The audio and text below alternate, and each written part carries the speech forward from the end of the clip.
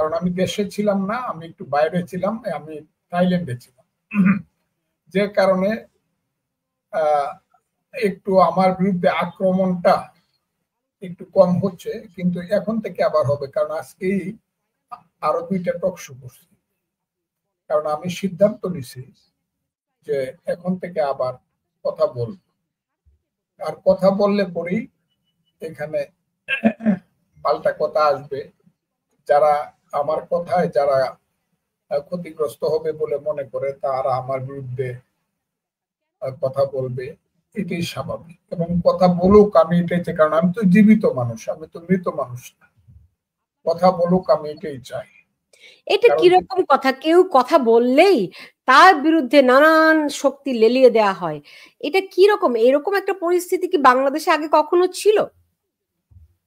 আপনাকে বলি, ইসলাম নামে দল করে যারা, তারা এত অসভ্য ভাষা ব্যবহার করতে পারে, এত কুৎসিত ভাষা ব্যবহার করতে পারে, মানে এত অশ্রাব্য ভাষা ব্যবহার করতে পারে, এটা আমার নিজের উপরে যদি আঘাত না আসতো আমি এটা বুঝতাম।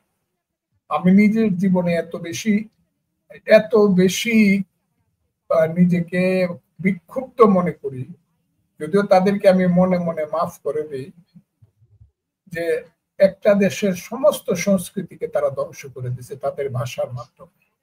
ওই যে 1 2 3 4 গাছের ডালে কাওয়া এটসেট্রা এটসেট্রা, এই শ্রেণীর সমস্ত স্লোগানগুলো, ভাষাগুলো আসছে ওই পতিতার ছেলে, ওই বেশ্যার ছেলে, ইত্যাদি ইত্যাদি যে ভাষাগুলো, এগুলো সব আসছে জামাত এবং তার পক্ষে যে শিবিরের যে আইডিগুলো আছে, এবং বিদেশে যে মহামানব 2-3 জন বসে আছেন, এই মহামানবদের নিকট থেকে এই ভাষাগুলো আসছে। এটা কিন্তু বাঙালি জাতির জীবনে কোনোদিন এই ভাষা ছিল। আমরা যে স্লোগান দিছি ছাত্র রাজনীতিতে, এই স্লোগান কবিতা হিসাবে শ্রেষ্ঠ হয়েছে পৃথিবীতে। পৃথিবীর 10টা স্লোগানের একটা স্লোগান হয়েছে তোমার আমার ঠিকানা পদ্মা মেঘনা জল। আমরা ছিলাম সেই স্লোগানের মানুষ, সেই বাক্যের বয়ের মানুষ, পরস্পরের প্রতি শ্রদ্ধা রেখে কথা কইতাম। কিন্তু আমি যেদিন প্রথম দিন কথা বললাম, জামাত মনে করলো এই লোকটা মুক্তিযুদ্ধের কথা বলে, সেদিন থেকে দুইজন মৌলানা আমারে ফজু পাগলা বললো। আমার কথাটা খুব বোঝার চেষ্টা, এটা পৃথিবীতে বেঁচে থাকতে আমি কোনদিন কল্পনা করিনি আমার নামে কেউ এই ধরনের মানে কুৎসিত শব্দ ব্যবহার করে। আর কত বোকা, এগুলা কল্পনাও করতে পারবে না। কাজে আমি মনে করি এটার জন্য তাদেরকে একদিন খেসারত দিতে হবে। আমি বলছি, আমি যদি আল্লাহ আমাকে 5 বছর বাঁচায় রাখে, আমি জামাতকে এমন একটা জায়গায় নিয়ে যাব যে হাত জোর করে বলতে হবে যে আমরা আপনার বিরুদ্ধে যে কুৎসিত ভাষাগুলো ব্যবহার করছিলাম এটা আমাদের সব ভুল ছিল। আমি এখানে নিয়ে যাব। রাজনীতিতে আদর্শের সংঘাত থাকবে, স্বার্থের সংঘাত থাকবে, দলে দলে সংঘাত থাকবে, কিন্তু এত কুৎসিত ভাষা পরস্পরের প্রতি ব্যবহার কেন হবে? জি, আপনি বলছিলেন জামাতকে তারা যে সমস্ত শব্দ প্রয়োগ করেছে আপনি মনে মনে মাফ করে দিয়েছেন। না, মাফ করে দিছি না, আমি সবই মাফ করে দিই। কেন দেই জানেন? আমরা একটা হতভাগা জাতি। আমি কারণ আমার দেশের সন্তানদেরকে যারা নষ্ট করছে তাদেরকে আমি মাফ করি। ওকে ওকে, তাহলে আপনি আপনি দেখুন, কালকে গতকালই নিউ ইয়র্কেই আপনার জামায়াতের আমির শফিকুর রহমান তিনি মুক্তিযুদ্ধে তাদের যেই ভুল হয়েছে সেটার জন্য নিঃশর্ত ক্ষমা চেয়েছেন। আপনি নিশ্চয়ই দেখেছেন, এটির ব্যাপারে আপনার প্রতিক্রিয়া কি? এটা হলো গরু মেরে জুতো দানের মতো কথা। একটা বাঘ বিধি বাঘ ধারায় আমাদেরকে ক্লাস 7-8 বলতো ভাব সম্প্রসারণ করো, গরু মেরে জুতো দান। এরা কি? আমার সন্তান আপনি খুন করছেন, আমার মেয়েকে ধর্ষণ করছেন, আমার বাড়িঘর পুরো ছারকার করছেন, আমার 1000 বছরের মুক্তিযুদ্ধের আকাঙ্ক্ষার সঙ্গে আপনি বিশ্বাসঘাতকতা করছেন, আপনি বাংলাদেশটাকে বঙ্গোপসাগরেরও বেশি রক্তে রক্তাক্ত করছেন। সেই লোকটি আপনি আমেরিকাতে গিয়ে বলেন 47 থেকে 24 পর্যন্ত যা হয়েছে যদি ভুল হয়ে থাকে যদি, তাইলে আমরা ক্ষমা প্রার্থী। আরে বেটা, জনাব কি তার নাম, ডাক্তার শফিকুর রহমান, দেখলে তো মনে হয় একবার আমার দাদার বয়সে, আসলে তো আমার 10 বছরের ছোট। আপনি মাপ চাইলেই কি না চাইলেই কি, মাপ তো দোষ তো করে গেছে আপনার পূর্বপুরুষেরা, আর কি মাপ চাইছেন? তাইলে বলেন 71 সনে আমরা অপরাধ করেছিলাম, 71 সনে আমরা মুনির বুদ্ধিজীবীদেরকে হত্যা করেছিলাম, 71 সনে আমরা হাজার হাজার রাজাকার আলবদর সৃষ্টি করে পাক বাহিনীকে মানুষের দুয়ারে দুয়ারে নিয়ে গিয়েছিলাম, লাখ লাখ মানুষকে হত্যা করতে সহযোগিতা করেছিলাম।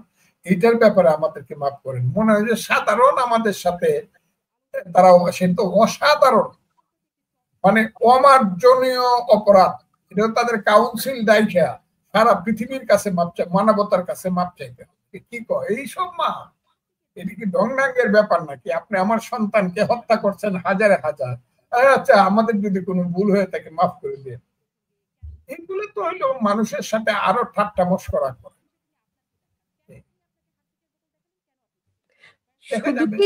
শুধু কি ঠাট্টা মশকরা, নাকি তারা ক্ষমতায় যাওয়ার জন্য এখন সবই করতে রাজি আছে? আসলে মনে তাদের অন্য কিছু। আপনি জানেন জামাতকে অনেকেই মুনাফেক বলে, তাদের মুখে এক মনে আর এক, সেটারই অংশ কিনা?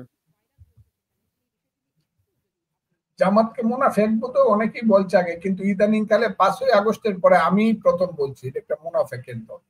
সকাল বিকাল রাত্র দুপুর, এবং আমি এদেরকে বলছি, এই আলবদর রাজাকারের বাচ্চারা সাবধান, আমরা কিন্তু এখনো জীবিত আছি। এটা ফজলুর রহমানের কাছে তো আপনি বললেন, তো আমাকে আবার মনে করায় দিলেন, তো মুনাফেক তো অবশ্যই, সেটা অন্য জিনিস।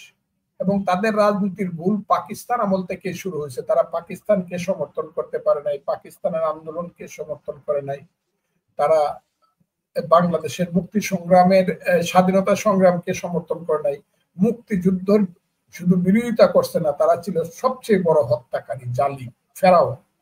কাজেই আমি তাদেরকে চিনি, এবং তারা যে আগামীতেও দেশটাকে, এটা বাংলাদেশ রাখতে চায় না, তারা যে এটাকে পূর্ব পাকিস্তান বানাইতে চায় এবং তাদের পূর্ব পরাজয়ের প্রতিশোধ নিতে চায়, এইটা এখন ক্লিয়ার হয়ে গেছে।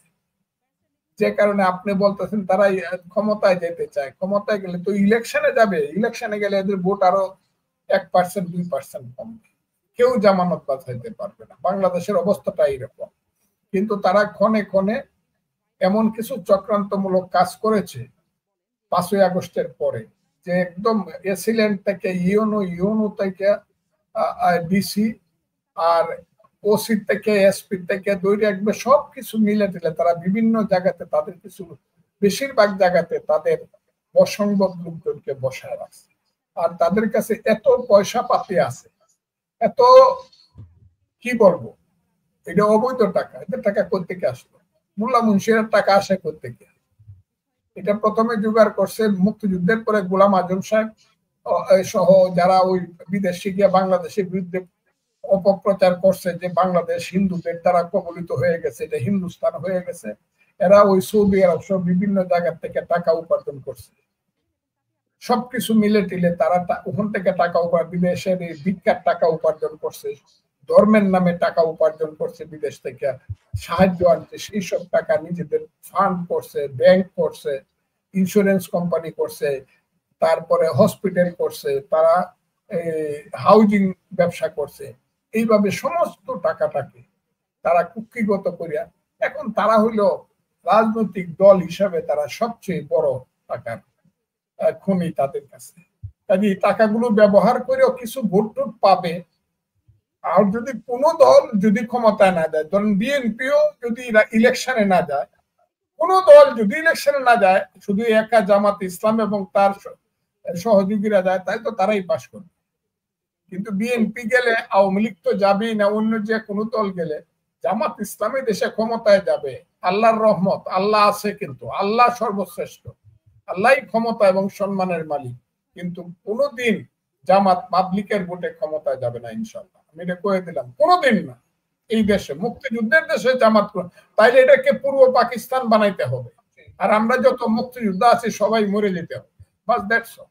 এরা কিভাবে ক্ষমতা, আপনারা কি চিন্তা করেন জামাত ক্ষমতায় যাবে?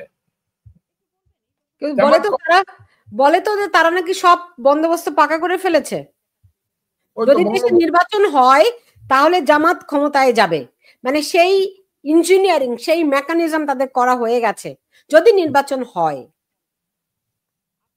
না, যদি মেকানিজম হয়, নির্বাচন হলে জামাত ক্ষমতায় যাবে না, যে নির্বাচন বিএনপি যদি যায়, ধরেন আওয়ামী লীগ তো যদি না যায়, বিএনপি যদি যায়, অন্য কেউ না গেল, শুধু বিএনপি গেলেই জামাত এবং ওই যে মোল্লা মুন্সিরা বা ওই যে ইসলামের নামে যারা ব্যবসায়ী দল করে, 10-15টা সিট পাবে, ম্যাক্সিমাম 20টা। জামাতের চেয়ে স্বতন্ত্ররাই সিট বেশি পাবে, যারা মুক্তিযুদ্ধের নামে ইলেকশন করবে। অনেক মানুষ মুক্তিযুদ্ধের নামে ইলেকশন করবে স্বতন্ত্র, তাতেও জামাতের চেয়ে বেশি ভোট পাবে। এমনিতে ধরেন এরকম কি কোনো পরিকল্পনা আছে যদি নির্বাচন হয়, আপনারা অনেক লোক বলছেন যে নির্বাচন করবে, সেরকম পরিকল্পনা কি আপনাদের আছে কোনো? নির্বাচন হলে জি, যদি নির্বাচন হয়, আপনি বলছেন যে অনেক মুক্তিযোদ্ধা নির্বাচন করবে মুক্তিযুদ্ধের নামে, এরকম কোনো পরিকল্পনা কি আছে নাকি আপনাদের? পরিকল্পনা আমার হোক বা না হোক, পরিকল্পনাটা আসে বাস্তব প্রেক্ষিত থেকে। বাস্তব প্রেক্ষিতটা হলো বিএনপি আর জামাতের মধ্যে যখন ইলেকশনটা হবে, আওয়ামী লীগ যখন ইলেকশনে আসবে না, তখন এই দেশে বাঙালি জাতীয়তাবাদ, মুক্তিযুদ্ধ এবং এই দেশের অসাম্প্রদায়িক ধর্মনিরপেক্ষ রাজনীতির কথা, মুক্তিযুদ্ধের কথা বলে লোক দাঁড়াবে। এটা আমি না করলেও কোনো কাজ হবে না, এই ফোর্স দাঁড়াবে। বুঝতে পেরেছি। এমনিতে ধরেন এখন ইলেকশনের যে আলাপ করতেছেন, আপনার কি ইনফরমেশন ইলেকশন ওই 12ই ফেব্রুয়ারি 2026 সনে হয়ে যাবে, এটা কি মনে করতেছে? আমি তো ইলেকশনের আলাপ করাটাকে পণ্ডশ্রম মনে করতেছি। আর ইলেকশন যদি করতে পারে, তারা প্রথম চাইবো ওই যেমন আজকে দেখলাম পত্রিকায়, কালকে চাইছে জামাত আর এনসিপি। এটাই তো ইউনূস সাহেবের নিজস্ব দল। জামাত হইলো তার গার্ড, আর এনসিপি হইলো তার সন্তান। তারা বলতেছে যে আগে গণভোট হবে। কি গণভোট হবে? যে ওই যে জুলাই সনদকে সংবিধানের উপরে স্থান দিতে হবে। তাহলে সংবিধানের উপরে স্থান দিতে গিয়ে যদি জুলাই সনদের উপরে গণভোট করে, তাহলে তো এটা বাংলাদেশ হইল। কারণ 72-এর সংবিধান তো গণভোট করে তারা বাতিল করতে পারে না, বা অর্ডিন্যান্স করবে, তাও রাষ্ট্রপতি করতে পারবে না। ইউনূস সাহেব যাতে অর্ডিন্যান্স করে, ইউনূস সাহেব কি অধিকারে, কনস্টিটিউশনের কোন আর্টিকেল অনুযায়ী প্রধান উপদেষ্টা অর্ডিন্যান্স জারি করবে? না, এটা করতে হবে তাকে নাকি 5ই আগস্টের বিপ্লব ক্ষমতা দেয়। বিপ্লব ক্ষমতা দিলে বিপ্লবী সরকার করেন নাই কেন? সেদিনেই বিপ্লবী সরকার করতেন। গণতান্ত্রিক সরকার, সাংবিধানিক সরকার করে এখন 1.5 বছর পরে এসে বলেন বিপ্লবী সরকার করে দেখেন। এর অর্থ হইলো এরা যে এইসব কথা বলতেছে, এইসব কথার মূল অর্থ হইলো দেশে যাতে ইলেকশন না হয়, ইউনূস সাহেবের নেতৃত্বে তারা দেশটাকে আরো লুটপাট করে খাইতে চায় এবং বিদেশিদের কাছে, ষড়যন্ত্রের কাছে তারা দেশটাকে বন্ধক দিতে চায়, যে বন্ধক দেওয়া তারা অলরেডি শুরু করছে, এবং এই দেশটাকে বাংলাদেশ তারা রাখতে চায়। এ হলো ব্যাপার। জি, আপনি নিশ্চয়ই দেখেছেন যে দুজন উপদেষ্টাকে পদত্যাগ করতে বলেছিলেন ডক্টর ইউনূস, এরকম খবর পত্রপত্রিকায় বেরিয়েছে। তো উপদেষ্টাদের মধ্যে বিভিন্ন রকম অন্তর্দ্বন্দ্বের কথাও শোনা যাচ্ছে। তো এই সরকার কি খুবই চরম অস্থিরতার মধ্যে আছে বলে বোধ করছেন? আমি একটা কথা বলি, যারা উপদেষ্টা হয়েছে তাদের বিরুদ্ধে আমি কোনো কথা বলতে চাই না, কিন্তু কিছু কিছু উপদেষ্টা হয়েছে, এরা উপদেষ্টার ব্যাগ বওয়ার যোগ্যতা নাই। যে 2টা ছেলের কথা বললেন, এরা 1500 টাকার চাকরি পেলে এরা খুশি হইত। এখন কয় না, আইলোরে ভাই কলির কাল, ছাগলের সাথে বাঘের গাল। ঘটনা প্রবাহে এরা একটা ওর মধ্য দিয়া মন্ত্রী হয়ে গেছে, যারা মন্ত্রীর পিয়ন হইতে পারত। এইসব ছেলেগুলা সচিবালয়ে ঢুকতে পারতো না, টিকিট পাওয়ার, সচিবালয়ের পারমিশন পাওয়ার যোগ্যতা ছিল না এইসব ছেলে পেলেদের। এরা এখন মন্ত্রী। এইসব কথা আমাকে জিজ্ঞাসা করার, মন্ত্রিত্ব ছাড়বে কেন? প্রয়োজনে জীবন দিয়ে হইলে মন্ত্রী থাকার চেষ্টা করবে। এরা আইন বুঝে না, আদালত বুঝে নাকি নিয়ম বুঝে নাকি রুল বুঝে, কিছুই বুঝে না। কাজে এইসব ছেলে পেলে মন্ত্রিত্ব ছাড়বে কি ছাড়বে না, জনগণ যেদিন ছাড়াইতে চায় ছাড়াইয়া ফেলবে, এবং সেই দিন হইল কিয়ামতের সময় এসে যাবে। সব কিরকম? এরা কি মন্ত্রিত্ব ছাড়বো কি ছাড়বো না, ছাড়বে না। এরা করলে আবার জামাত আইসা করবো এদেরকে বাদ দিতে হইলে আরো 7 জনকে বাদ দেন। এগুলা কই একটা পেস লাগায় রাখবো। আর ইউনূস সাহেব তো সেই খেলোয়াড়, যে খেলোয়াড় হইল, আমি সব সময় বলি, হাকিম হইয়া হুকুম করো, পুলিশ হইয়া ধরো, সর্প হইয়া দংশন করো, উজা হয়ে যান। কাজে সেই খেলোয়াড়ের হাতে যখন খেলা আছে, সে তো চাবে যে এইসব পেসপোস লাগাইয়া রাষ্ট্র ক্ষমতায় দীর্ঘ সময় থাকতে। আর ইলেকশন আগে চাইবো গণভোট। গণভোট হইলে ইলেকশনের দরকার কি, জাতীয় সংসদ ইলেকশনে? যদিও আমি জানি বিএনপি কিছুতেই রাজি হবে না। আর বিএনপি যদি গণভোটে সাধারণ ইলেকশন নির্বাচনের আগে যদি রাজি হয় নভেম্বর ডিসেম্বরে, তাইলে বিএনপি আমার মনে হয় না বিএনপি রাজি হবে। আর বিএনপি রাজি না হইলে তারা করতে পারবে, যদি করে আমার মনে হয় না। এটা দেখা যাক। অর্থাৎ ইউনূস সাহেব চক্রান্তমূলক ভাবে 26 সনের ফেব্রুয়ারি মাসের ইলেকশনটাকে ডিলে করার জন্য এবং না করার জন্য এইসব বাহানা করতেছে, এইসব ছেলে পেলে এবং জামাতকে দিয়ে। এটা বাহানা। তো বিএনপি কি সেটা বুঝে? বিএনপি কি সেটা বুঝে? কে বিএনপি? বুঝে, একটু পরে বুঝে, কারণ বড় দল তো, একটু পরে বুঝে। মানে আর কত পরে? মানে এখনো পরে হয়েছে কিনা? সালাউদ্দিন সাহেব বলছে না যে আমরা মানি, এইসব মানবো না আমরা। ওই যে নির্বাচনের ব্যাপারে কিছু কথা বলতে বলে, এইসব আমরা মানি না বলছে, কিন্তু খুব অন স্পট রিঅ্যাকশন দেখাইছে। তাকে সেলিউট করাই দরকার, এটা সাধারণত করে না। কিন্তু মানে স্পন্টেনিয়াস রিঅ্যাকশন না করলে, হ্যাঁ, শুধু সবসময় মানে দেখি করে কি, এটা আপনি গল্পটা বোধহয় জানেন। যদি গল্পটা অনেকে জানে, ওই যে চোর ঘরে ঢুকছে, মালিক চোখ বুঝে আছে, বলে দেখি শালাই করে কি। এই অবস্থাটা পরে শেষ পর্যন্ত চুরি করে চলে যাবে, কিন্তু পরে আর ধরতে পারবে না। আমি তাই মনে করি চোর ওই দেখি শালাই করে কি একবার দুইবার কইলাম, কিন্তু পরে কিন্তু চোরকে ধরে ফেলানো। তো বিএনপি কি আপনার মনে হয় চোর ধরতে পারবে, নাকি দেখি না কি করে এই অবস্থায় আছে? দেখি না কি করে এই অবস্থায় আছে, কারণ বিএনপি মনে করতেছে যেহেতু ইলেকশন করলে এখন আওয়ামী লীগ নিশ্চিন্ত ভাবে আমরাই রাষ্ট্র ক্ষমতায় আসবো, আচ্ছা কোনোভাবে ইলেকশনটা করা যায় কিনা পিঠ চাপড়ায়া, এটা বিএনপি মনে করে। যে কারণে অনেক কিছু বিএনপি ছাড় দিতেছে বলে আমি মনে করি।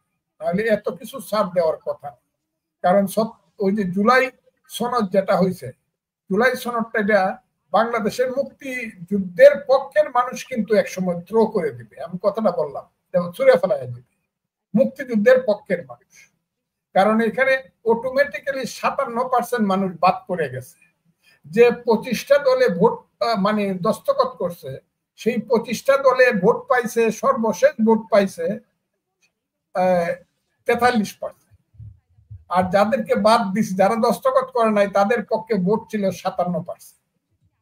কাজে এখন পর্যন্ত কিন্তু ইউনূস সাহেবের বা জুলাই সনদের পক্ষে কিন্তু মেজরিটি পিপল আসে না। আর এখন তো যদি জিজ্ঞাসা করে ভোটে যায়, ওই যে গণভোট করবে, গণভোট করলে তো সালাউদ্দিন সাহেব বাছায় দিছিল ইউনূস সাহেবরে, যে যেদিন পার্লামেন্ট ইলেকশন হবে সেদিন গণভোটটা দিলে পরে সব মানুষ তো আসবে, কাজেই একটু ভোট পাবে। আর এমনি আলাদা গণভোট করলে আগে 2% মানুষ সেন্টারে যাবে, আর অন্য মানুষ আইব খিলাইবার লাগে। কারণ এই জুলাই সনদ কেউ সমর্থন করে না বাংলাদেশে, কেউ না। তো বিএনপি তাহলে এই কাজগুলি কেন করছে? তারা কি মনে করছে ওই যে মাথায় হাত বুলিয়ে আপনি যেটা বলছেন, এরকম করে তারা নির্বাচন করাতে পারবে? না, এটা তো একটা বড় দায়িত্বশীল দল বিএনপি। আমি একটা কথা বলি, দায়িত্ব, তারা মনে করে শেষটা দেখি না কি হয়, শেষটা দেখি। আবার বিএনপির বিরুদ্ধে যখন স্লোগান দেয়, তারেক রহমান সাহেবের বিরুদ্ধে বা দেশ নেত্রীর বিরুদ্ধে যখন স্লোগান দেয়, বা জিয়াউর রহমানের ছবি যখন পুরায়, তখন তো আবার বিএনপি লাখে লাখে আবার দাঁড়ায় দাঁড়ায় বলেও জামাত শিবির রাজাকার, এই মুহূর্তে বাংলা রিয়েকশনও দেখায়। কিন্তু বিএনপি রিয়েকশনটা একটু কম দেখায়, কারণ তারা তো বড় দল, তারা মনে করে ইলেকশনটা হইলে পরেই আসুক না, রাষ্ট্র যন্ত্রটা আমাদের হাতে আসুক। এই কারণে একটা ধৈর্যের একটা পরিচয় দিচ্ছে বিএনপি, এটা আমি মনে করি। জি, এমনিতে সালাউদ্দিন আহমেদ বলেছেন যে এ মাসের মধ্যেই তারা 200 আসনে প্রার্থী চূড়ান্ত করে ফেলবে। তো আপনি কি এবার বিএনপির প্রার্থী হবেন? আমি একটা কথা বলি, আমি তো বিএনপি করি, যদিও আমাকে সাসপেন্ড করছে, কথাটা কি বুঝতে পারছেন? আমি ইলেকশনে বিএনপি দল যখন আছে প্রার্থী তো হইতেই পারি, প্রার্থী কেন হব না? আমি তো মনে করতে ইলেকশন নিয়ে আলোচনা করাটাই বাতুলতা, ইলেকশনটা হবে না তো। এবং আমার ধারণা ইউনূস সাহেবের অধীনে ইলেকশনই হবে না, এটা হলো আমার ধারণা। ইউনূস সাহেবের অধীনে কোনো ইলেকশন হবে না। কিন্তু আপনার দল তো 200 প্রার্থী চূড়ান্ত করেও ফেলছে, সেই 200-র মধ্যে কি আপনি আছেন? আপনি কি বিএনপির টিকিট পাবেন? আমি বিএনপির টিকিট পাবো তো এটা আমি ধারণা করি না। যদি না পান সেই ক্ষেত্রে কি আপনি স্বতন্ত্র হবেন? সেটা ইলেকশন, যদি না পাই কথাটা কেন আসবে? আমি তো পাবো, আমি জানি তো আমি পাবো। আপনি পাবেন। তারেক রহমানের সঙ্গে কথা হয় আপনার? যেহেতু আমাদের নেতার প্রয়োজনে কথা হয়,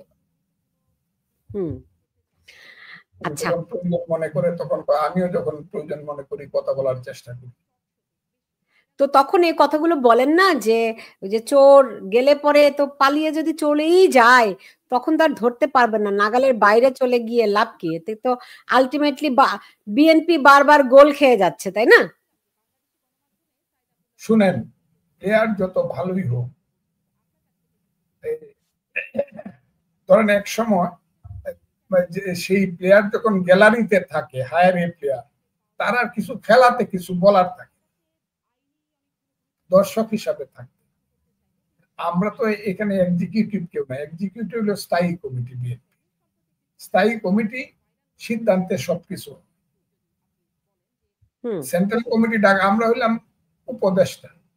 যখন চেয়ারপারসনের মনে করে যে কারো উপদেশ নেওয়া দরকার, নিতে পারে, আর 7 বছরে একবার না নিলে তো কিছু বলার নাই। We are not executive. কাজে আমার বলার যেটা কথা সেটা আমি খুব সাহসিকতার সঙ্গে টেলিভিশনে বলি, আপনাদের সাথে বলি না কোনটা, সবই তো বলি। কিন্তু বলা উচিত ছিল ফোরামে, যেহেতু ফোরাম পাচ্ছি না কাজে এখানে বলতে হয়। এবং এখানেও যে বলি, আমি জিনিসটাকে রেকটিফাই করার জন্য বলি।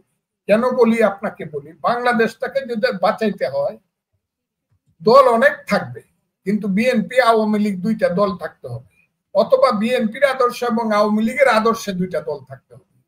বিএনপির আদর্শ হইল সেন্ট্রাল রাইট, আওয়ামী লীগের আদর্শ ছিল সেন্ট্রাল মিডল। কিন্তু আওয়ামী লীগ নিজেকে নিজে ক্ষতিগ্রস্ত করছে 15 বছরের কুশাসনে। কাজেই এইখানে আরেকটা, ওই যে বারবার আমি বলতেছি, এখানে মুক্তিযুদ্ধের পক্ষের একটা শক্তি দাঁড়াবে। কেন আমি বলছি আপনি শুনেন, দল ধ্বংস হয়ে যেতে পারে। মুসলিম লীগ এক সময় ছিল, পাকিস্তান সৃষ্টি করছে, 23 বছর ক্ষমতায় রয়েছে, কিন্তু মুসলিম লীগ এখন বাংলাদেশে আব্বাজান ডাকলেও কেউ একটা ভোট দিবে, দল থাকে না। ধরেন মনে করেন আওয়ামী লীগও একদিন থাকবে তো, কিন্তু জাতি হিসাবে, আমার কথা নাহলে ভুল বুঝাবুঝি হবে, জাতি কিন্তু থেকে যাবে। জাতি মানে বাঙালি জাতি, আর বাঙালি জাতি থাকবে কিয়ামত পর্যন্ত। বাংলাদেশ না থাকলেও বাঙালি জাতি থাকে, কারণ বাঙালি জাতির কোনো দেশ ছিল না, যুদ্ধ করে আমরা দেশ সৃষ্টি করছি। যেমন ইহুদিদের কোনো দেশ ছিল না, আন্তর্জাতিক ভাবে সিদ্ধান্ত করে একটা রাষ্ট্র হয়েছে ইসরায়েল। বাঙালি জাতির আমরা একটা রাষ্ট্র করছি, সেই রাষ্ট্রটা নাও থাকতে পারে কিন্তু বাঙালি জাতি থাকবে। আর বাঙালি জাতি থাকলে বাঙালির সংগ্রাম থাকবে, বাঙালি রাজনৈতিক দল থাকবে। এটা আওয়ামী লীগ থাকবে নাকি হাসিনা থাকবে, নাও থাকতে পারে। এটা সলিমুদ্দিন কলিমুদ্দিনও বাঙালি জাতির দল করতে পারে, এবং যে দল এই দেশে থাকতেই হবে। যেমন মুসলমান থাকলে ইসলামিক দল থাকবে, ঠিক তেমনি 92% মুসলমানের, 90% মুসলমানের দেশে ইসলামিক দল থাকবে, এটাই স্বাভাবিক। 99% বাঙালির যা দেশে একটা দল থাকবে। কাজে বাঙালি জাতিকে বলতে চাই, আপনারা রাজনৈতিক দল হিসাবে বাঙালি জাতীয়তাবাদের দলটা কিন্তু সাংঘাতিক ভাবে এই দেশে রিয়েল বাঙালি জাতীয়তাবাদ, মুক্তিযুদ্ধ, গণতন্ত্র, ধর্মনিরপেক্ষতা, মানুষের পেটের ভাত, পরনের কাপড় এবং মুক্তিযুদ্ধে যারা বিশ্বাস করে, 30 লক্ষ শহীদের রক্তের প্রতি যাদের আনুগত্য এবং শ্রদ্ধা আছে, 2 লক্ষ মা বোনের ইজ্জতকে যারা মনে করে আমার মায়ের ইজ্জত, তাদের একটা রাজনৈতিক দল থাকা উচিত। আর বিএনপির মতো একটা সেন্ট্রাল রাইট দল থাকা উচিত। যেমন কনজারভেটিভ অনেকেই তো বলে ফজলু ভাই, অনেকেই তো বলে যে আপনি মুসলিম লীগের তো কথা বললেন, তো বিএনপি ধীরে ধীরে মুসলিম দিকে অগ্রসর হচ্ছে, তার পরিণতি মুসলিম লীগের মতো হয় কিনা? কারণ যে ভুল একের পর এক বিএনপি করছে, অনেকেরই শঙ্কা শেষ পর্যন্ত বিএনপির ভাগ্য মুসলিম লীগের মতো হয় কিনা। ভুল বিএনপি এক রাজনৈতিক দল হিসাবে হয়তো বা দুই একটা সিদ্ধান্তে ভুল হইতে পারে, কিন্তু আমি মনে করি বিএনপি খুব ধৈর্য সহকারে আগাচ্ছে। যেমন বিএনপি কতগুলো ব্যাপারে আপনি দেখেন খুব সুদৃঢ় এবং সঠিক সিদ্ধান্ত নিচ্ছে। এক নম্বর হইল ৭২-এর সংবিধান ছুঁড়ে ফেলে দিব। ওই আপনি যেখানে বসে কথা বলতেছেন, আমি খুব বাজে কথা বলি, এই কথাটা আর এখন বলি না। আগে বলতাম কেসকি বান্দির পুতের নাম সুলতান খান, এই কথাটা আর এখন বলি না। ওই আপনাদের দেশ থেকে যে বিদেশিদেরকে পাঠাইছে, নাগরিকদেরকে পাঠাইছে, ওখানে আপনি যেখানে কথা বলতেছেন আমেরিকা, এই যে ১৯ জন বিদেশি রবার্ট ক্লাইভের সন্তানেরা যারা আমার দেশকে যারা ধ্বংস করতে চাইছিল, বিএনপি কিছু কিছু ব্যাপারে কিন্তু সাংঘাতিক বাধা দিছে। যেমন ৭২-এর সংবিধান, এই সংবিধান আমরা ছুঁড়ে ফেলে দিতে দিব না। ২ হলো শাহাবুদ্দিনের মতো রাষ্ট্রপতি যেখানে আছে সেখানে তাকে আমরা কিছুতেই ছড়াইতে দিব না। মব জাস্টিসের মাধ্যমে শাহাবুদ্দিনের মতো এই দেশে করতে দিব না। এগুলা কিন্তু বিএনপিকে আপনার স্বীকার করতেই হবে। কিছু কিছু জায়গাতে কিন্তু বাংলাদেশকে এবং বাংলাদেশের সংবিধানকে বিএনপি প্রোটেকশন দিচ্ছে, কিন্তু যেতে হলে কিছু কম্প্রোমাইজ, তো অ্যাডজাস্টমেন্ট কম্প্রোমাইজ আপনাকে করতে হবে। কারণ দেশটা যারা চালাইতে চায় তাদের কিছু অ্যাডজাস্টমেন্ট কম্প্রোমাইজ করতে হয়। বিএনপিও হয়তো বা এই সিদ্ধান্তটাই নিচ্ছে। কিন্তু দেখুন, এই যে বলছে যে মার্কা যে দল দাঁড়াবে জোট করলেও সেই দলের মার্কাই লাগবে, এটা কিন্তু সালাউদ্দিন সাহেব একদম সঙ্গে সঙ্গে বলে দিচ্ছে এটা আমরা মানি না। এবং এই যে ইউনূস সাহেব সবকিছু দায়িত্ব নিয়ে নিছে, আরে বাবা রে, হ্যাঁ ইউনূস সাহেব সবকিছু দেয়। উনি নির্বাচন কমিশনার, উনি প্রধান নির্বাচন কমিশনার, উনি ডিসিএসপি ঠিক করে দিবে, উনি সচিব ঠিক করবে, উনি নির্বাচনে আর্মি ঠিক করবে, উনি সব। তাহলে নির্বাচন কমিশনের দরকার কি? আর তত্ত্বাবধায়ক সরকারের যা আইন হইতেছে এটাকে যদি আমরা ওভারলুক করি, ওভারথ্রো করে দিই, তাহলে এটার এই শুনানি করে সময় নষ্ট করারই বা দরকার কি? এই রং থাকবে না, সবকিছু ঠিক হয়ে যাবে। আমি মনে করি সবকিছু ঠিক হবে। এত কিছু সম্ভব না। এটা কাকের দেশ এখনো বকে খায়নি। ওই যে কিছু ছেলে পেলে শিবির করত, যাদের পূর্বপুরুষ পরিবাররা হলো রাজাকার পরিবার, এরা আইসা ক্ষমতা পায় এখন সবকিছুর বিচার আচার আমরা করে ছেড়ে দিব। এইসব এই যে যারা স্বাধীনতা মুক্তিযুদ্ধে যারা বিশ্বাস করে না, মুক্তিযুদ্ধ বিরোধী শক্তি সব করে ফেলবে না, সব করতে পারবে না। আমার বাসার সামনে আইসা মব করতে পারবে, আমাকে 10টা গালি দিতে পারবে ফজু পাগলা কইয়া, কিন্তু সবকিছু করে ফেলবে। যতদিন বাঙালি জাতি থাকবে, রাজাকারের বাচ্চারা এদেশে খুব কিছু করে ফেলতে পারবে, এটা সম্ভব না। সাময়িক সময়ের জন্য কিছু মানুষকে বিভ্রান্ত করে তারা নেতৃত্ব বা রাষ্ট্র ক্ষমতাকে ভোগ করতে পারে, এখন যেমন করতেছে, কিন্তু একটা সময় আসবে হাত জোর করে মাথা নত করে তাদের মানুষের পায়ে পড়তে হবে। কথাটা আমি বলে দিই, এই দিনটা আইসা। এমনিতে ধরেন বিএনপি নেতা সালাউদ্দিন আহমেদ তো বলছেন তিনি 200 আসনের মনোনয়ন এ মাসে চূড়ান্ত করবে। এনসিপির জন্য কি বিএনপি কোনো আসন ছেড়ে দিবে নাকি? কটা আসন ছাড়বে? এই দায়িত্বটা আমার না, এটা দলের নেতৃত্বের দায়িত্ব। এটা আমি জানি না তারা কিভাবে করবে। তবে আমি মনে করি যে নেতৃত্ব যে সিদ্ধান্ত নিবে সেটা আমার যদি অমত থাকে, আমি এটা দল সিদ্ধান্ত নিলে আমি বিরোধিতা করবো না। কারণ এইগুলো নমিনেশন, এটা দলের পলিসিগত ব্যাপার, আর পলিসিগত ব্যাপারটা ঠিক করে মূল নেতৃত্ব এবং স্থায়ী কমিটি। এখানে আমার কথা বলার কোনো খুব বেশি আগ্রহ নাই। তো যদি দেখা যায় যে বিভিন্ন এলাকা থেকে বিভিন্ন আসন থেকে এনসিপি কে এরকমটা শুনতে পাচ্ছি যে বিভিন্ন রকম ভাগ বাটোয়ারার সমঝোতা হচ্ছে এনসিপির সঙ্গে বিএনপির। আমাদের দেশে একটা কথা আছে যে গাই কিনবার আগে দোনা যারা কিনে, এটা খুব গ্রাম্য কথা। মানে বাজার থেকে গাবিয়েই কিনা হইল না, হ্যাঁ দুধের পাত্রটা আগে কিনে ফেললাম। আসলে তো ইলেকশনে কোথায় কখন হচ্ছে আপনি আমারে কি প্রশ্ন করতেছেন? কি ইলেকশন হইতেছে? আগে দেখেলই না গণভোটটা কেমন হয়। কারণ ইউনূস সাহেব তো তার সন্তানদের এবং তার শক্তির বাইরে যাবে না, কালো শক্তির বাইরে যাবে না, তো আমি বলে দিলাম তো। এনে গণভোটের ব্যাপারে একটা প্রশ্ন হইতে হবে, এক। 2 নম্বর হইল সনদের ব্যাপারে, জুলাই সনদের ব্যাপারে একটা সিদ্ধান্ত, কঠিন সিদ্ধান্ত হইতে হবে যে জুলাই সনদ রাখবে, সংবিধান ফেলে দিবে, এটার ব্যাপারে গণভোট হবে। এটা আগে হয়ে এলো, এরপরে তো হলো সাধারণ ভোট। আমি তো এটা বিশ্বাসই করতেছি না ভাই। কাজে আমার এত জিজ্ঞাসা কেন ইলেকশন ইলেকশন ইলেকশন? হ্যাঁ,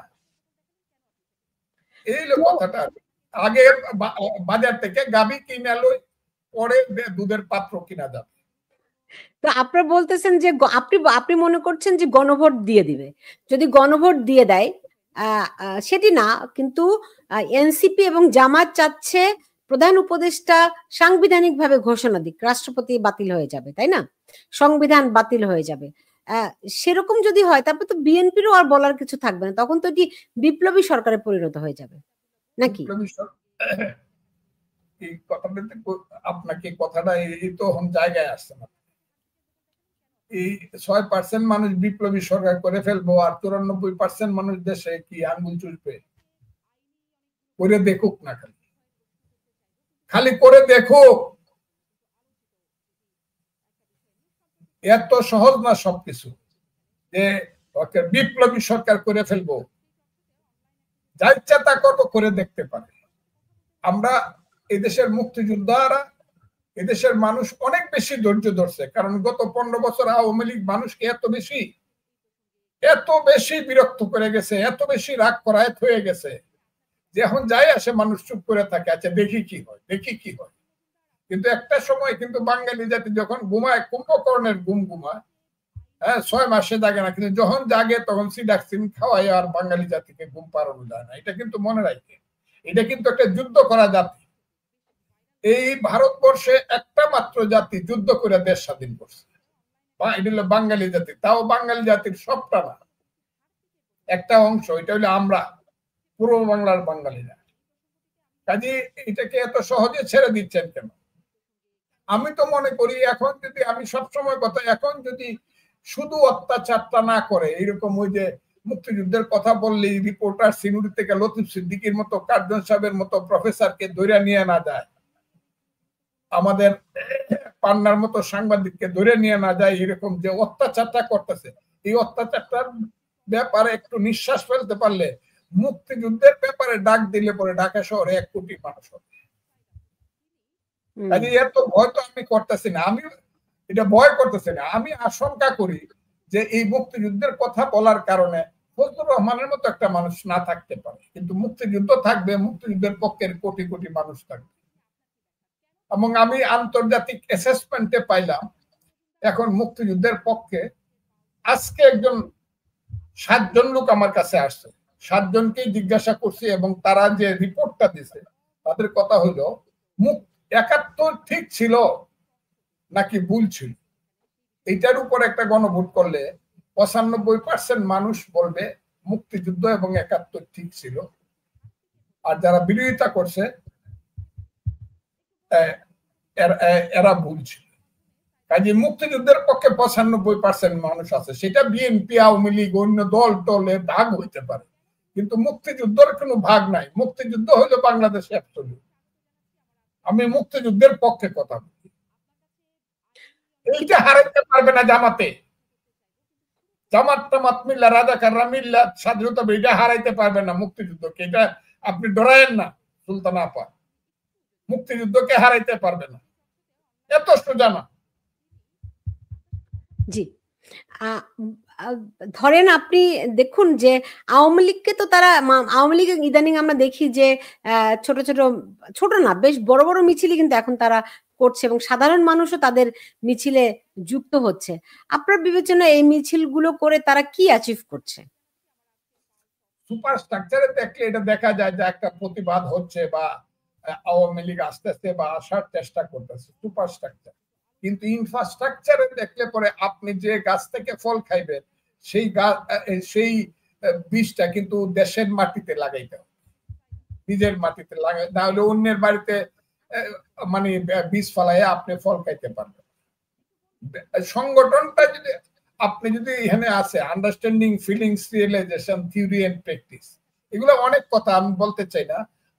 এই সংগঠন যদি না থাকে, সেই সেই সুপার স্ট্রাকচারে ওই যে মিছিল করা হইতে পারে, শুরু হইলো অপিনিয়ন শুরু হইলো, কিন্তু এটাতে খুব বেশি হয়ে যাবে এটা মনে করি, আমি এটা মনে করি না। শুধু কিছু দৌড়ায় কিছু ছেলে মিছিল করলো, বা একটা একদিনে 10,000 লোকে মিছিল করলো দৌড়াইয়া 10টা পয়েন্টে, এতে খুব কিছু হয়ে যাবে। কারণ এইটা ওপিনিয়ন ফরমেশনের ব্যাপারটা হলো মূল।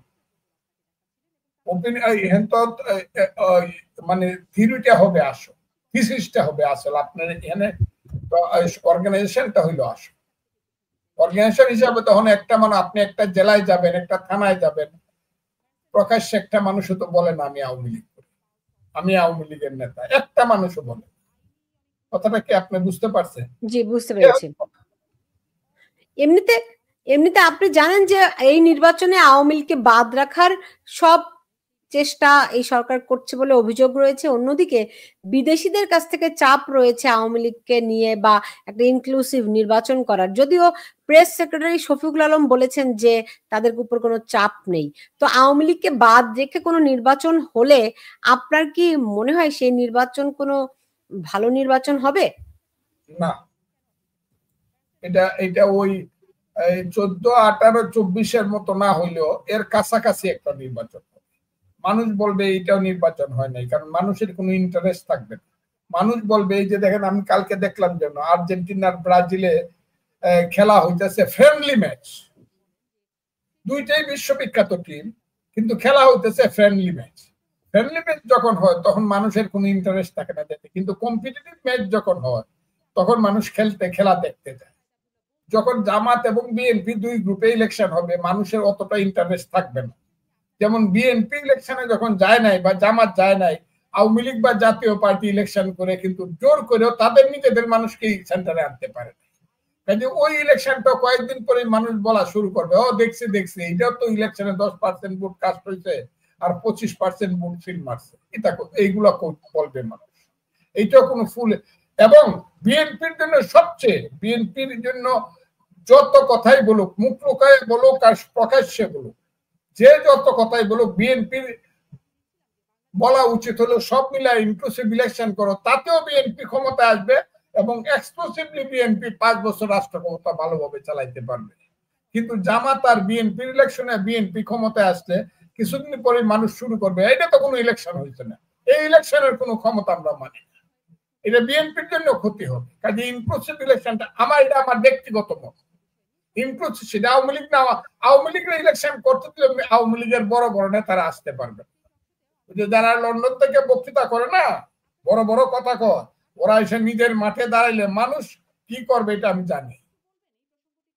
কিন্তু ধরেন, কিন্তু বিএনপি তো আওয়ামী লীগকে বাদ দেওয়ার কারণে বিএনপি তো এটা প্রশংসাই করেছে, তারা তো কোনোভাবে বলছে না যে ইনক্লুসিভ নির্বাচনের কথা। কোনটা? বিএনপি তো, আপনি যেটা বলছেন বিএনপি তো সেই কথাটা বলছে না। বিএনপি এখন কিন্তু বিএনপির চিন্তাটা এরকম যে সব মিলে ইলেকশন করা, আমি যতটুকু দেখতেছি বিএনপি এতে খুব করবে না যে, এবং ইনক্লুসিভ ইলেকশনে বিএনপি সবচেয়ে বেশি লাভবান হবে গণতান্ত্রিক ইলেকশন হইলে পরে ইনক্লুসিভ। কিন্তু বিএনপি তো সেরকম কোনো আওয়ামী লীগ নির্বাচনে আসুক এরকম তো কোনো কথা, কোনো রকম ভূমিকা তো রাখছে না, বরং আওয়ামী লীগ মাঠে ঘাটে নামলে পরে বিএনপি তাদেরকে প্রতিরোধ করছে।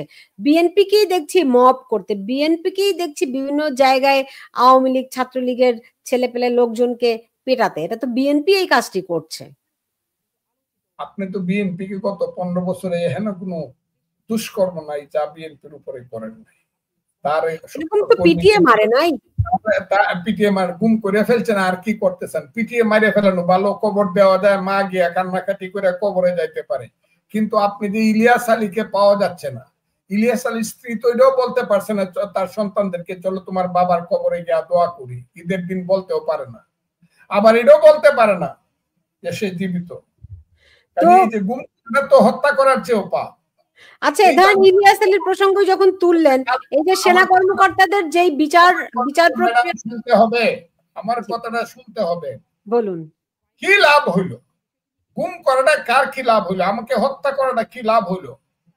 অনন্তকাল আমার নামটা থেকে যাবে পৃথিবীতে হত্যা করলে। ক্ষুদিরামরে ফাঁসি দিলেই, একটা বাচ্চা ছেলেরা ফাঁসি দিলেই সবকিছু ব্রিটিশের শাসন থেকে যাবে, তা তো না। কিন্তু ক্ষুদিরামের একটা গানই তো সারা পৃথিবীতে একবার বিদায় দেমা ঘুরে আসে, এটা তো সারা পৃথিবীতে ক্ষুদিরামকে বাঁচায় রাখে। মুক্তিযুদ্ধকে হত্যা করে ফেলবেন বললেই তো মুক্তিযুদ্ধ হত্যা হয় না। যখনই আসে একটি ফুলকে বাঁচাবো বলে যুদ্ধ করি, তখন তো মুক্তিযুদ্ধ বারে বারেই জীবিত হয়ে ওঠে। কাজে আপনি যে বারবার বলতেছেন আওয়ামী লীগ তো কামটা খুব ভালো কাম করে, মহান কাজ করে নেয়, হাজার হাজার লোককে জেলখানায় রাখছে, লাখ লাখ কর্মীর নামে জেলে আছে। আপনি যে দেশে বসে আছেন, এই দেশে আমি গেছি আমার মেয়ে ভর্তি করাবার জন্য, আমি টেলিভিশনে দেখি আমার নামে রাষ্ট্রদ্রোহ মামলা। বাংলাদেশে আইলেই কইছে ফজলুর রহমানকে যেখানে পাওয়া যায় ধরো। আমি বাঁচবো এটাই তো ছিল না। 7 মাস আমি ওতে ছিলাম, নির্বাসনে ছিলাম। আমি আসছি এখানে, সুপ্রিম কোর্টে আমাকে বেল দেওয়ার কথা বলছে, তারপরে জজ কোর্টে যাওয়ার পরে জজ আমাকে সুপ্রিম কোর্টের অর্ডার ভায়োলেট করিয়া আমাকে জেলখানায় নিয়ে জেল খাটাইছে, রাষ্ট্রদ্রোহ মামলা দিয়েছে। আমি কিসের রাষ্ট্রদ্রোহী? আমার কথাটাই বললাম। আমি বছরের পর বছর বাড়িতে যেতে পারছি না। এখন কেমনে বলেন যে আমরা আওয়ামী লীগ করে বিয়ের মতো, মেয়ের বাড়ি শ্বশুরের মতো কই মুজে বিয়ে সব আসেন একসাথে বৈশা খাই? কেন বলবো? কেন আওয়ামী লীগ এই কাম করলো? আওয়ামী লীগ তো কেবল মুক্তিযুদ্ধের ভিতর দিয়ে আসছে। ভুল ত্রুটি যাই হোক, আওয়ামী লীগ যা করছে, এই যে হাইব্রিড আওয়ামী লীগাররা, এটা তো সহ্য করার মতো না। সালমান রহমান কে আওয়ামী লীগের? ফারুক খান কে? আনিসুল হক কে? কবে রাজনীতি করছে? এই যে ছেলেটা কি তথ্য প্রতিমন্ত্রী ছিল, ও কে বাংলাদেশে? এরা কারা? এরা আওয়ামী লীগেরই বাকে। এই যে আওয়ামী লীগের লক্ষ লক্ষ কর্মীকে এখন এতিম বানায় এই জেলখানায় ভরে দিয়া এখন খেতে আইলে ঘুমায়, না হয় নৌকায় নৌকায় ঘুমায়, না হয় ঢাকা শহরে এসে বস্তিতে থাকে। এটা আওয়ামী লীগেরই সবচেয়ে বড় ক্ষতি হয়েছে। আর বিএনপি কে বলেন, বিএনপি কেন আওয়ামী লীগকে এখন করবো না? বাইসা পড়েন আমার কাছে, কেন বলবে? বিএনপি এর উপরে তো অত্যাচারটা আপনি কেন খালেদা জিয়াকে জেলে নিচ্ছেন? দেশনেত্রী খালেদা জিয়া, তার বয়স কত ছিল? 3 বারের প্রধানমন্ত্রী একজন ভদ্র মহিলা, কয় টাকা? 2 কোটি টাকার জন্য জেলে নিয়ে ধরেন। এটা উনি চুরি করছে, বাটপাড়ি করছে, এই দিকে আমি গেলামই না। খালেদা জিয়ার মতো ভদ্র মহিলাকে এইভাবে কি জেলখানায় নিয়ে ওই পুরান একটা জেলে একা একা একজন মেয়ে লোক সাথে দিয়ে রাখতে দেওয়া উচিত হয়েছে? এগুলো কেন করছে? কাজেই এইগুলো তো তারা ভুলবে না। এখন আওয়ামী লীগ তো ভুলে নাই, তাদের উপর 21 আগস্টের গ্রেনেড হামলা বলেন, তাদের উপরও তো কম অত্যাচার হয় নাই, তাই না? বিএনপি করে নাই, এটার জন্য তো তাদের শাস্তি হয়েছে। তারা তো এই 15 বছর জেলে ছিল। তারেক রহমান গ্রেনেড ইয়ে থেকে সারা পেয়ে গেছেন, তাই না? এখন আমরা শুনতে পাচ্ছি সালাউদ্দিন আহমেদ বলছেন নভেম্বরে তারেক রহমান আসবেন দেশে। আপনার কাছে কি মনে হয় আসবেন? তারেক রহমান কি নভেম্বরে দেশে আসবেন? সালাউদ্দিন আহমেদ তাই বলেছেন। আমি বলতে এটা হলো তারেক রহমান সাহেবের সিদ্ধান্ত এবং দলের সিদ্ধান্ত। এটা আমি বলতে, এত উপরের কথাটা আমি বলতে পারি এটা আমাকে। তবে আমি চাই তারেক রহমান সাহেব দেশে আসুন, এবং আমি এটাও মনে করি 5ই আগস্টে হাসিনা সরকার চলে গেছে, 7ই আগস্টে উনার দেশে আসা দরকার ছিল। যা হওয়ার এই কেস মাথায় নিয়ে আসা দরকার ছিল। আমি মনে করি উনি থাকলে এই দেশে অনেক কিছু, অনেক সমস্যার সমাধান, এত কিছু চক্রান্তকারীরা ইউনূস সাহেবের নেতৃত্বে করতে পারত না। স্বাধীনতা বিরোধী শক্তি এত বেশি শক্তিশালী হইতে পারত, এটা আমি মনে করি। এখন আপনার কাছে কি মনে হয় যে ধরেন বিএনপি কি এরকম ভাবছে কিনা, তারা এনসিপির সঙ্গে জোট করলো, তারা ক্ষমতায় যাবে আর জামাত ইসলামী হবে বিরোধী দল? বিএনপি কি এমনটা ভাবছে? এটা আমি সমর্থন করি। কিরকম? হয়তো আমি দলের বিরুদ্ধে যাব না, কিন্তু ওই যে বিএনপি সরকারের দল আর জামাত বিরোধী দল, তাইলে কিছুদিন পরে এটা ইরানের মতো ঘটনা ঘটবে। ইরানে কিন্তু বনি সদর নামে একজন মধ্য ডানপন্থী লোক কিন্তু নেতা ছিলেন, মধ্যপন্থী লোক। উনি আন্দোলনটাকে সাজাইছিলেন। উনারে বছর খানেক রাইখা এই মুল্লারা, কুমেনিরা তাকে লাত্তি মেরে দেশ থেকে বিদায় করে দিয়া, এরা এখন 40 বছর বা 41 বছর যাবৎ ক্ষমতায় বসে আছে। কথাটা খুব বোঝার চেষ্টা করে। জামাতকে বিরোধী দল কেন? এখানে রাজনৈতিক দল হিসেবে বিএনপি আসবে, সরকারে আসবে, আর এই দেশে জাতীয়তাবাদী আরো শক্তি আছে যারা মধ্যে আসবে। জামাত কয় পার্সেন্ট ভোট পাইবে? 6% ভোট পায়, জামাত কেন ক্ষমতা আসবে? তাই বিরোধী দল হোক। জামাত বিরোধী দল হোক, এটা আমি চাই না। কারণ জামাত বিরোধী দল হলে এটাকে বাংলাদেশ রাখবে না। কিন্তু সেই দিকেই তো আগাচ্ছে। জামাত তো মনে করে তারা সরকার গঠন করবে। কোনটা?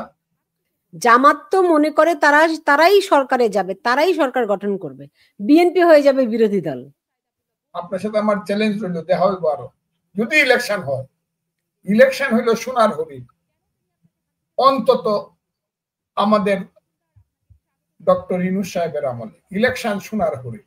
আমি যদি হয় আর জামাত যদি সরকার গঠন করতে পারে, তাইলে আমি আর কোনোদিন কথা বলবো না এই টেলিভিশন। আর তা না হলে কিন্তু আপনি আমেরিকা থেকে আমার জন্য প্রেজেন্টেশন পাঠাই, আপনার জন্য ফুল পাঠিয়ে দিব। আমি এই কথাটা বললাম। কোনো কারণে কোনোদিন জামাতের মতো একটা স্বাধীনতা বিরোধী শক্তি, জামাতের মতো একটা মিথ্যাবাদী শক্তি, জামাতের মতো দুষ্কর্ম করা মুখ যাদের এত খারাপ, ফজলুর রহমানের মতো লোককে যারা যা ইচ্ছা তা বলে, যা ইচ্ছা তা, তারেক রহমানের লোককে যারা বলে গাছের তালে কাওয়া, ওই ডাকসুতে পাস করলে যারা বলে তারেক রহমান জানো নাকি অমুক হয়েছে ডাকসুর বিপি, যারা বলে খালেদা জিয়ার মতো নেত্রীকে যারা কুকথা বলে, জিয়াউর রহমান সাহেবের মতো, শহীদ জিয়ার মতো লোকের ছবি যারা পারা, সেই জামাত ক্ষমতা যাইব আমরা বাইসে থাকতে, পাবলিককে আমরা বুঝাইতে পারবো না, তাইলে আমাদের আত্মহত্যা করা উচিত। আমি কইলাম তো, যদি ইলেকশনে করিতে জামাত পাস করবো কেমনে? কি বলেন আপনি? ইলেকশনে যদি হয় এই দেশে জামাত পাস করবো কি করে? তারা ডাকসু সবগুলো বিশ্ববিদ্যালয়ের ভিপি হলো যেমন করে তেমন করে হবে। ডাকসু পাস করেছে তো শেখ হাসিনা। শেখ হাসিনা কিভাবে? শেখ হাসিনা তো সমস্ত মাদ্রাসার ছাত্রদেরকে নিয়ে ইউনিভার্সিটি ভর্তি হওয়ার সুযোগ করে দিছে, এবং এই সুযোগটাই তো তারা নিচ্ছে।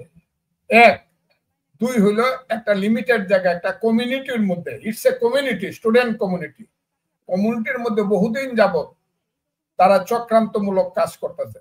ছাত্রলীগ তো ছাত্রলীগ ছিল না, এটা ছিল শিবির লীগ। ছাত্রলীগটা তো শিবির লীগ। ওই কোন ছেলেটা কিনা ছাত্রলীগের প্রেসিডেন্ট ছিল, হে তো প্রেসিডেন্ট ছাত্রলীগের না, হে তো শিবির লীগের প্রেসিডেন্ট। শিবিরের সমস্ত লোক ছাত্রলীগ দখল করে ফেলছিল। কিভাবে? হাতে পায়ে ধরে, কিভাবে? টাকা পয়সা দিয়ে, কিভাবে? আনুগত্য দিয়া। যখন সময় আসছে উপরের কয়েকটাকে দিল মারিয়া ফালায় দিয়া ওই যে শিবির লীগ হয়ে গেছে শিবির লীগ বাপ। এটা তো চক্রান্তমূলক ব্যাপার, এবং এটা কয়দিন চলে দেখেন। ওই যে চাকসু ডাকসু রাখছু, এটা কয়দিন চলে। রাজনীতি যেদিন আসবে এইসব মধ্যযুগীয় বর্বর পলিটিক্স কিন্তু থাকবে না, কথাটা বলে দিলাম। ওই টাকা পয়সা দিয়া মেয়ের আরে ওই হলে থাকার সুযোগ দিয়া, ওই 30 কোটি টাকা দিয়ে একটা হলে এই করা এই করা, ওই হলগুলাকে আমি করে দিব, এসিলে করে দিব, কারণ টাকা আছে, অফুরন্ত টাকা। টাকা রাজনীতি যেখানে চলবে সেখানে তো এরকম হবে, কিন্তু 12 কোটি মানুষকে তো আর টাকা দিয়ে কিনতে পারবে না, ভোটারকে তো আর টাকা দিয়ে, 12.5 কোটি ভোটার আছে, এটা it is not so easy. এমনিতে আরেকটা কথা বলি আপনাদেরকে, আপনারা ডাকসু মাকসু নিচে গা, আমি কিন্তু ভোটটা হিসাব, কত ভোট নিছে তারা, এখন মেজরিটি। ওই ডাকসু নিছে, কিন্তু হলগুলোতে দিয়ে দেখবেন তাদের 2টা লোক বিপিজিএস নাই। বেসিক জায়গাগুলো অন্যরা দখল করে, স্বতন্ত্ররা দখল করে আছে, মুক্তিযুদ্ধের পক্ষের লোক দখল করে আছে, ছোট ছোট দলগুলো দখল করে আছে, এর মধ্যে ছাত্র দল কিছু আছে। কাজে সব নিয়ে গেছে তা না, আরো তো কলেজ মলেজ আছে, ছাত্র তো আরো আছে। ছাত্র তো খালি এই পাবলিক ইউনিভার্সিটি শেখ হাসিনার মাদ্রাসার মধ্যে ছাত্র না, ছাত্র আরো আছে। আপনার কথাটা আমি বুঝতে পেরেছি, বাট ধরেন সবসময় তো ভিপি, জিএস, এজিএস উপরের পোস্ট তিনটাই প্রাধান্য পায়, সেই জায়গা থেকে আর কি বলা। যাই হোক, আমাকে শেষ করতে হবে, কিন্তু আপনার কাছে আরো দুটো তিনটে প্রশ্ন আমার আছে। একটি হচ্ছে, আপনি জানেন যে এই ছাত্র উপদেষ্টা মাহফুজ আলম এবং আসিফ মাহমুদ, এরা দুজন সরকার থেকে বেরিয়ে গিয়ে এনসিপিতে যুক্ত হতে পারে, এবং সে কারণে নাসিরউদ্দিন পাটোয়ারি তিনি পদত্যাগ করছেন বলে শোনা যাচ্ছে। আপনি এই এনসিপির ভবিষ্যৎটি কি দেখেন? আমি এইসব ছেলেদের সম্পর্কে কথাই বলতে চাই। এরা এই দেশটাকে ধ্বংস করছে, এরা 3টা জেনারেশনকে ধ্বংস করছে। আজকেও আমি এক জায়গাতে গেলাম, বসলাম সাথে, কালকেও গেলাম, সবাই বলে এখন আর কলেজের নিচের স্তরের ছেলে পেলেরা মা বাবার কথা শোনে না, এরা কেউ কলেজে যায় না, ওরা সবাই চাঁদা তুলতে যায়। কলেজ এই যে দেখেন পরীক্ষার কিন্তু রেজাল্ট কমে গেছে, পাশের হার কমে গেছে, লেখাপড়া নাই কোথাও।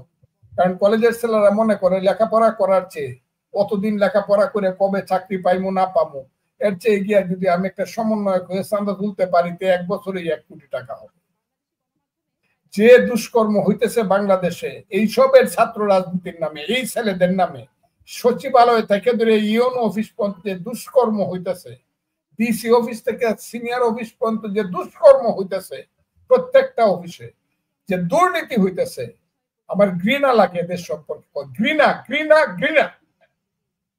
এরা যেভাবে অর্থনৈতিক ভাবে দেশটাকে, দেশের মানুষকে, দেশের ছাত্রদেরকে যেভাবে কলঙ্কিত করছে, এখন তো মনে করেন কোন ইউনিভার্সিটি, কোন ছেলে পেলে, যারা ইয়াং ছেলে পেলে যদি মনে করে, যারা একটু দুষ্ট প্রকৃতির ছেলে, গাঁজা খাওয়ার টাকা নাই, হিরোইন খাওয়ার টাকা নাই, বা ইয়াবা খাওয়ার টাকা নাই, আমি যতটুকু শুনি, চল যাই কোথায় যায়, গুলশানে যাই, একটা বাড়ি থেকে উঠে গা করে, তোমরা তো ফেসিস, টাকা দাও, নাহলে স্বর্ণ নিয়ে যাবো, নাহলে ধরে নিয়ে যাবো।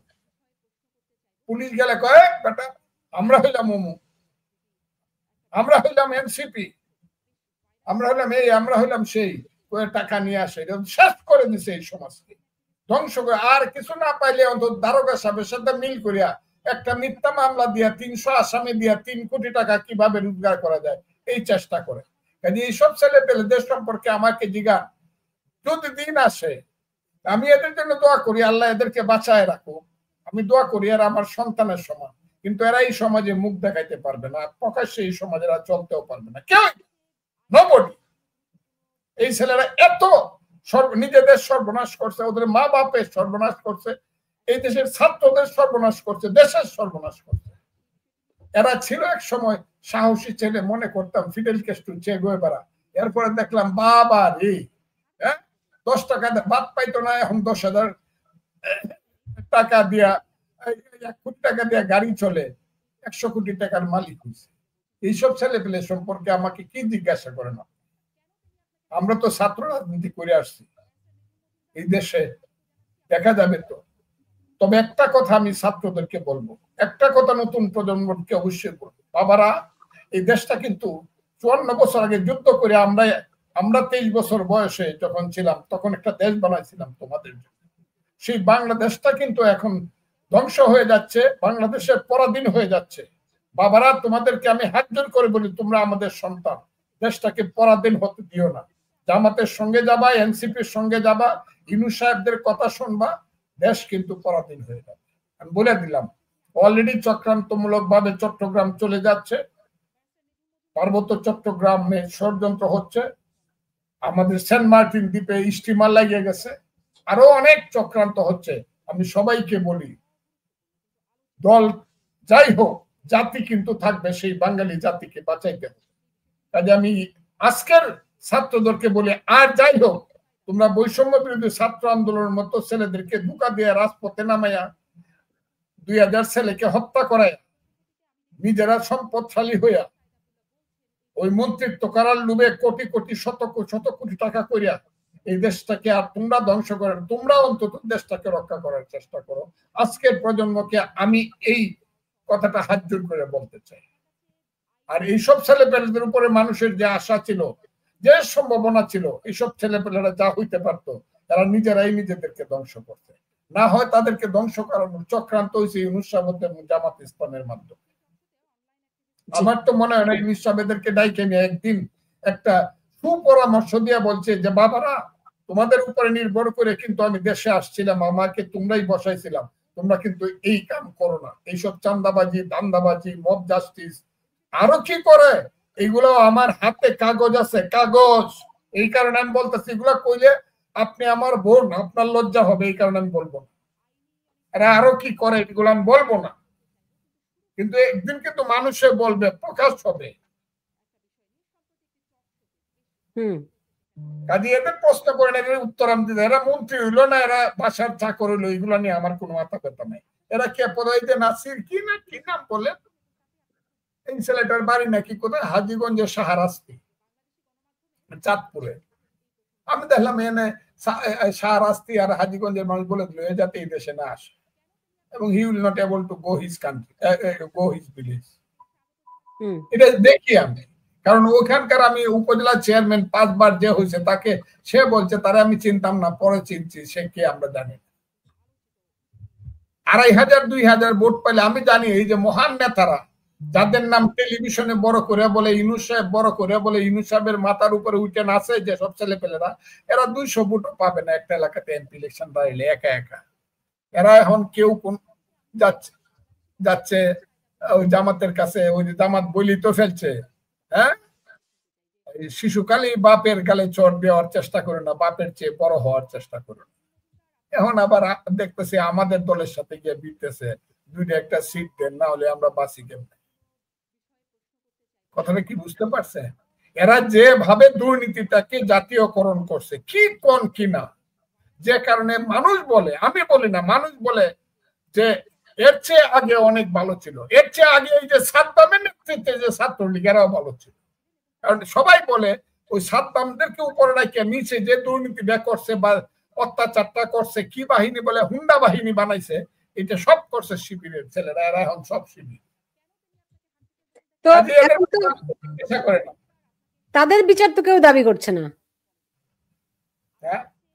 তাদের বিচার তো কেউ দাবি করছে না। এই যে তারাই তো এখন অন্যদেরকে বলছে ফ্যাসিস্ট, তারা যে অপরাধগুলো করেছে, মানে ধরেন ছাত্রলীগের ভিতরে, আওয়ামী লীগের ভিতরে থেকে তারা অপরাধগুলো করে এখন আওয়ামী লীগকে তারা ফ্যাসিস্ট বলছে, অথচ তারা যে কাজগুলো করেছে। আমি খুব ক্লিয়ারলি বলি, জি, আমাকে আপনার মাফ করতে হবে, এইসব কথা আমি সবটা বলতে হবে, একটা যার যখন সময় সে এটা করে, যার এই দেশটাকে ঠিক করার কথা ছিল তারা এই দেশটাকে ভুল পথে রাইখা হয়ে গেছে। যারা এই দেশের মানুষকে ডাক দিছিল চলো যুদ্ধে যাই, যারা বলছিল যুদ্ধ করলে সব পাবো, তারাই তো গত 15 বছর খুব ভালো চালায় নাই দেশ। কাজে আপনি অন্যদেরকে যে বলবেন আপনার তো সেই মুখ নাই, কিন্তু এটাও হবে এক সময় মানুষ বলবে কিন্তু হ্যাঁ তারা ভুল করছিল, এটা ঠিক, তারা ভুল করছিল এটা ঠিক, কিন্তু তাদের চেয়ে বেশি ভুল করছে এরা। তারা ভুল করতে গিয়ে অর্থবিত্ত কামাইছিল, সমাজ নষ্ট করছিল, কিন্তু দেশকে নষ্ট করে নাই, দেশের স্বাধীনতাকে নষ্ট করে নাই। কিন্তু এক সময় আসবে যে তাদেরকে তারা যারা আসলো তারা সমস্ত অস্তিত্বকে, দেশের অস্তিত্বকে শেষ করে দিচ্ছে। এই জায়গাটা আসতে পারে, এটা এখনো বলা। ভবিষ্যৎটা আপনি কি দেখেন? এই ডক্টর ইউনূস, তার পারিষদ বর্গ, এদের ভবিষ্যৎটা কি দেখছেন? এরা তো সব বিদেশি, এরা সব চলে যাবে যদি যাইতে পারে, এরা সব চলে যাবে। এরা কারা? এরা কারা? এরা যা করতেছে এটা তো অকল্পনীয়। বিদেশিরা দেশ চালায়, আমার দেশ চালায়, আমি কেন যুদ্ধ করছিলাম? এরা, এদেরকে তো আমি কি বলবো আপনাকে বলা, এ তো বিদেশি, ইউনূস সহ সব বিদেশিরা দেশ চালাচ্ছে। আসিফ নজরুল, রেজওয়ানা হাসান, তারা তো আর বিদেশি না। কারা? আসিফ নজরুল কিংবা রেজওয়ানা হাসান। রেজওয়ানা হাসান বিদেশি না, কিন্তু তার পূর্বপুরুষ তো এই দেশটা চায় না। কাজে মনে করছে বাপের আদর্শটা যদি বাস্তবায়ন করতে পারি, দেশটাকে যদি আবার আগের জায়গায় ফেরত নিতে পারি, তারা তো তাদের মতো করে কাম করতেছে। আর আসিফ নজরুল সাহেবের কথা আমি আরেকটা অতে বলছি, আর বলবো না। আসিফ নজরুল সাহেব যেখানে ছিল তার চেয়ে উনি বুঝতে পারতেন যদি কোনোদিন ক্ষমতায় যায়, ক্ষমতা হাতে চলে যায় তার, ওই দিন উনি বুঝতে পারবে এই সমাজে কোন জায়গায় আছে, মানুষ তাকে কোন নজরে দেখে। এবং তখন দুর্ভাগ্যজনক ভাবে হয়তো বা আমাদেরই বলতে হবে, আসিফ নজরুলের মতো লোককে অতটা করার দরকার, এটা আমার বলতে হবে, আমারই বলতে হবে। ফলে বাংলাদেশের সামনে ভালো কিছু আপাতত নাই, তাই তো? কোনটা এখন পর্যন্ত আমি ভালো কিছু, ইউনূস সাহেবের নেতৃত্বে বাংলাদেশে ভালো কিছু হবে এটা বিশ্বাস করি না। এই সরকারের নেতৃত্বে ভালো কিছু হবে এটা বিশ্বাস করি না। সবচেয়ে সর্বনাশ হবে এই দেশে আমাদের সার্বভৌমত্বের প্রতীক সেনাবাহিনী। এই সেনাবাহিনীকে ধ্বংস করার জন্য তারা সবটাই করতেছে, এবং এটা করতেছে বিচার ব্যবস্থা। সবচেয়ে ক্ষতি হয়ে গেছে আমাদের সেইটা, সেনাবাহিনীকে মানুষ এখন খুব আন্ডারমাইন করে, এবং এটা করছে কিন্তু ইউনূস সাহেব এবং আমাদের দেশের ওই যে আইসিটি নামদারি বিচার ব্যবস্থা। সেনাবাহিনী সম্পর্কে সারা পৃথিবীতেই তার দেশের মানুষের একটা ভিন্ন একটা শ্রদ্ধাবোধ থাকে, যে এরা সার্বভৌমত্বের প্রতীক। এটা বাংলাদেশে শেষ করে দিচ্ছে এরা। এখন আমাকে জি শেষ করছি তো, বাংলাদেশের একটা ভালো কিছু বলেন যে যেখান থেকে মানুষ একটু আশা করতে পারে, স্বপ্ন দেখতে পারে। আশা করতে পারে এই দেশের নতুন প্রজন্মকে নতুন রাজনৈতিক শক্তি সৃষ্টি করতে হবে আদর্শিক ভাবে, এবং সেই আদর্শিক ভাবে হলে মুক্তিযুদ্ধের আদর্শ, এর বাইরে না। মুক্তিযুদ্ধকে কেন্দ্র করে যে আদর্শ, আমাকে দিয়ে এত কিছু বলাইতে চান কেন? আর মানুষ নাই বাংলাদেশে? মুক্তিযুদ্ধকে যে কারণে একদিন মুক্তিযুদ্ধে গেছিলাম, যে স্বপ্ন দেখে বাঙালি জাতির একটা রাষ্ট্র সৃষ্টি করছিলাম, যে স্বপ্ন দেখে 30 লক্ষ লোক জীবন দিছে, যার জন্য 2 লক্ষ মা-বোন 2.5 লক্ষ মা-বোনের ইজ্জত গেছে, যার কারণে বঙ্গোপসাগরের চেয়ে বেশি রক্ত দিতে হয়েছে, বিশ্বযুদ্ধের রিস্ক নিছে ইন্ডিয়া। সেই রকম ওই যে আদর্শিক, যে মুক্তিযুদ্ধের আদর্শিক একটা শক্তি দেশের সৃষ্টি হইতে হবে নতুন প্রজন্মের মধ্যে, তাহলেই ভালো হবে, এছাড়া ভালো হবে। নতুন প্রজন্মের একটা আদর্শিক মুক্তিযুদ্ধের পক্ষের দল হইতে হবে, ক্লিয়ার। মুক্তিযুদ্ধের বাইরের দল হবে বাংলাদেশ টিকবে না, কারণ বাংলাদেশ হলো মুক্তিযুদ্ধের সন্তান। আমি আবারও বলি, মুক্তিযুদ্ধের বাইরে কোনো রাজনীতিও টিকবে না, মুক্তিযুদ্ধের বাইরের রাজনীতি বেশি দিন চললে বাংলাদেশও টিকবে না, কারণ বাংলাদেশ হলো মুক্তিযুদ্ধের সৃষ্টি। মুক্তিযুদ্ধের সপক্ষে সঠিক জ্ঞানী, গুণী, সাহসী, ত্যাগী রাজনৈতিক শক্তি লাগবে দেশপ্রেম, তাহলে এই দেশ উঠবে, এবং এত উঠবে যেটা কল্পনা